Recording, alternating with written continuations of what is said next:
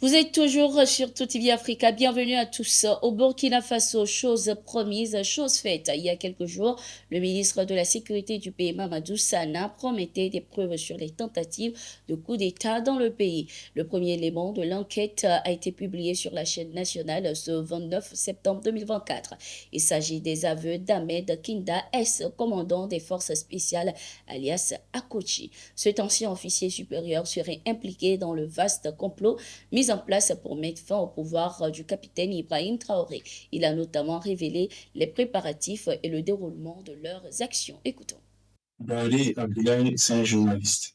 Normalement, les hommes, c'est initialement lui, Ousmane, qui devait me montrer ce qu'il l'armement et les hommes et tout le nécessaire. Mais arrivé à Yendi, son bilan m'a fait comprendre que c'est lui qui sait où se trouve l'armement, les hommes et tout le nécessaire. Pour ce projet, nous avons fait appel à l'international à travers Barry Abdoulaye. Ce sont des Centrafricains. Et moi, j'ai demandé le volume d'une compagnie, notamment 150 personnes, toutes dotées de AK-47. Un armement collectif, j'ai demandé 10 PKMS, 10 RPG-7, 4 mortiers. Initialement, Barry Aboulay, le journaliste, il a remis 10 millions à Ousmane. Mais apparemment, ils ne se sont pas compris. Parce que après, Ousmane a fait comprendre que le regard du risque encouru, il serait mieux qu'il l'ajoute. Et c'est après des tractations que Barry Aboulay a remis 80 millions à Ousmane.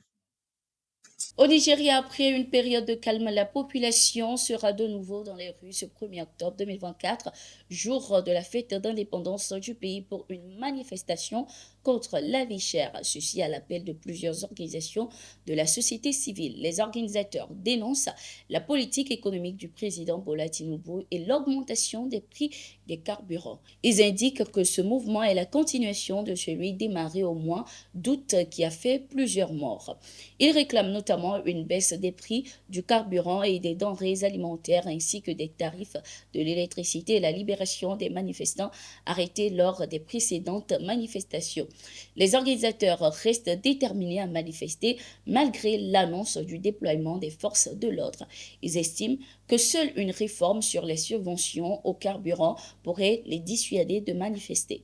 En outre, des manifestations contre la vie chère ont été réprimées, faisant plusieurs morts et au moins 700 personnes arrêtées, dont des étrangers. L'appel au calme du président Tinubu n'avait pu rien changer.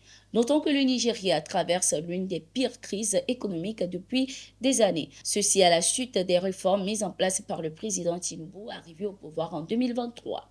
Au Burkina Faso, Radio France Internationale RFI n'émettra plus dans 5 régions du pays, notamment Ouagadougou, Bobo-Dioulasso, Koudougou, Banfora et Waïgouya.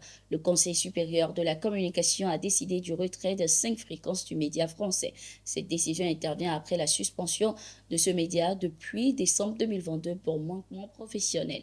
On lui reproche des diffusions faisant l'apologie du terrorisme et mettant à mal la cohésion sociale.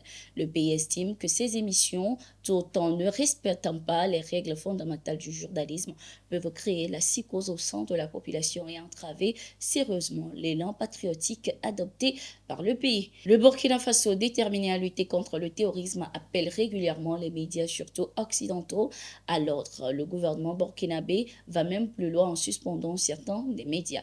Il y a quelques jours, les autorités des pays de l'AES ont annoncé l'ouverture d'une enquête contre un journaliste de France 24 du nom de Wassim Nasr. Il est poursuivi pour propos subversifs, complicité de terrorisme et apologie du terrorisme au Sahel. C'est la fin de cette édition. Merci d'être resté avec nous. Nous sommes en continu sur nos différentes plateformes. À tout de suite.